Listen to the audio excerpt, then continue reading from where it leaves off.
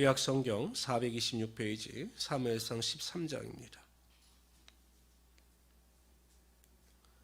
우리 1절부터 7절까지 우리 한 목소리로 읽겠습니다. 1절부터 7절까지 있습니다. 사울이 왕이 될 때에 40세라 그가 이스라엘을 다스린 지 2년에 이스라엘 사람 3,000명을 택하여 그 중에서 2,000명은 자기와 함께 믹막스와 베델산에 있게 하고 1,000명은 요나단과 함께 베냐민 기브아에 있게 하고 남은 백성은 각기 장막으로 보내니라. 요나단이 게바에 있는 블레셋 사람의 수비대를 치매 블레셋 사람이 이를 들은지라.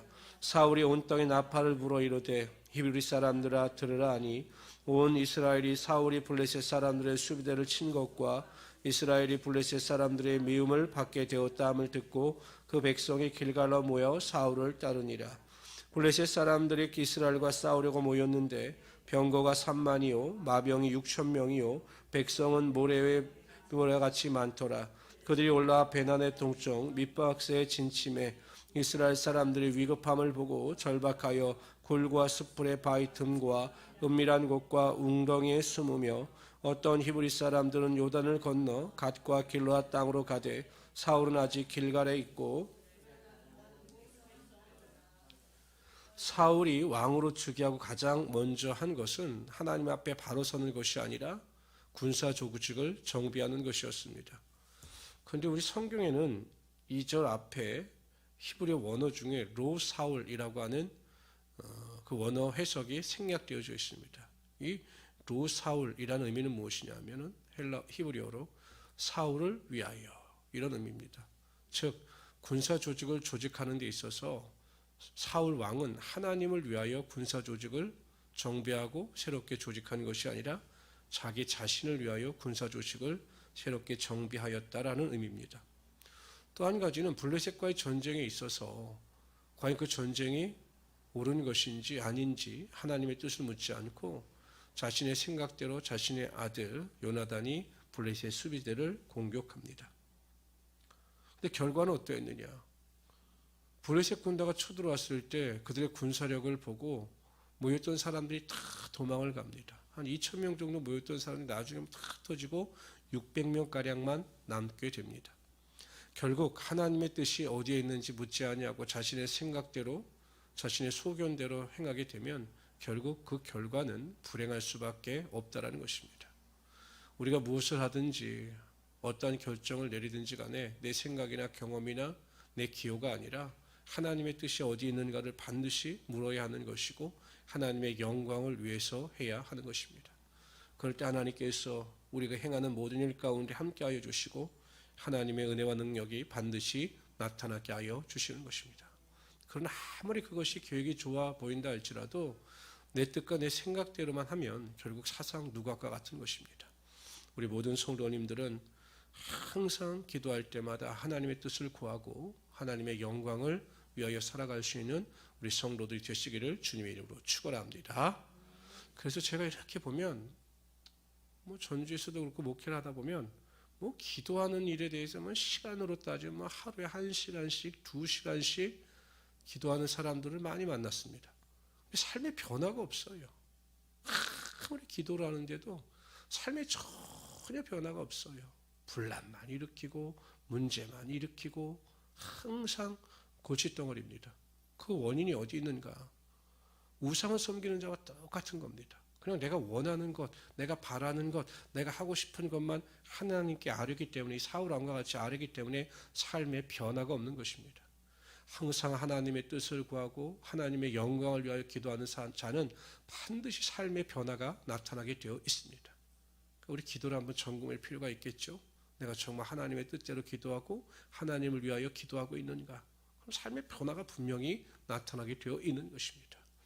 항상 기도를 통해서 하나님의 영광을 드러낼 수 있는 우리 성도들이 되시기를 주님의 이름으로 축원합니다. 우리 8절부터 23절까지 읽도록 합니다. 합독합니다. 사울은 사무엘이 정한 기한대에 이래 동안을 기다렸으나 사무엘이 길갈로 오지 아니하매 백성이 사울에게서 흩어지는지라. 사울이 이르되 번제와 화목제물을 이리로 가져오라 하여 번제를 드렸더니 번제 드리기를 마치자 사무엘이 온지라.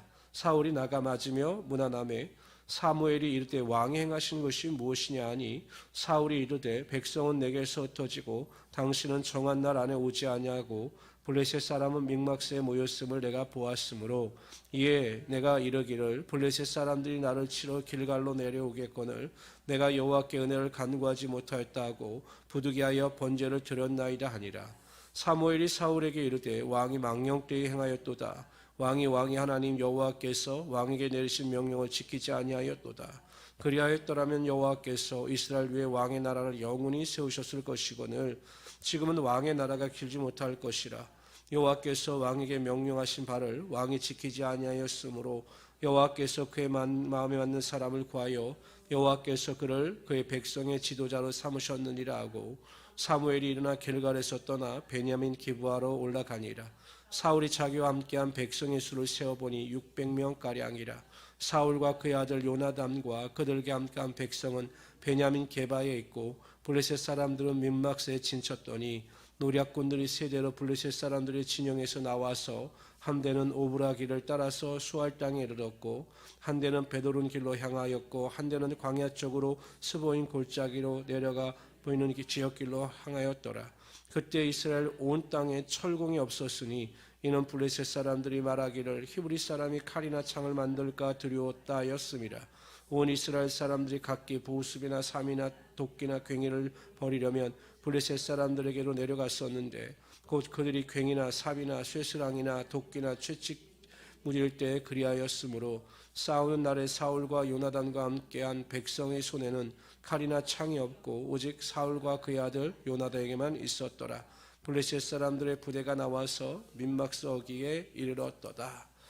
블레셋과의 전쟁에서 백성들이 흩어지는 것을 본 사울 왕은 사무엘이 더디 내려온다라고 생각을 한 것입니다. 그러나 더디 내려온 게 아니죠. 왜냐하면 번제와 화목제를 드리려고 했을 때 번제를 마치자마자 화목제를 드리기도 전에 사무엘이 내려오는 것으로 보았을 때 사울 왕의 조급증으로 인하여 하나님께 드리지 말아야 될 번제를 드렸던 것입니다. 환경이 중요한 것이 아닙니다.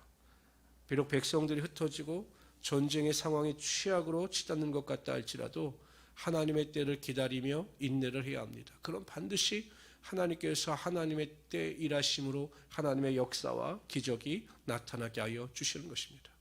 어찌 보면 하나님은 이 사울 왕이 군사조직을 정비할 때부터 마음에 흡족하지 않으셨을 겁니다.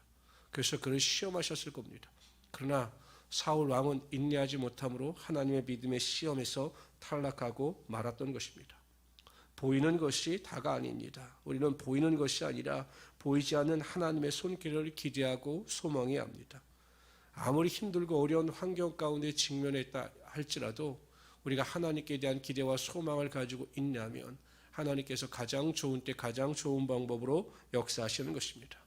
이러한 하나님의 일하심을 기대하시면서 무슨 일이든지 낙심하거나 절망하거나 포기하지 말고 인내함으로 하나님의 귀한 축복을 누리며 살아가시는 귀한 성도들이 되시기를 주님의 이름으로 축원합니다.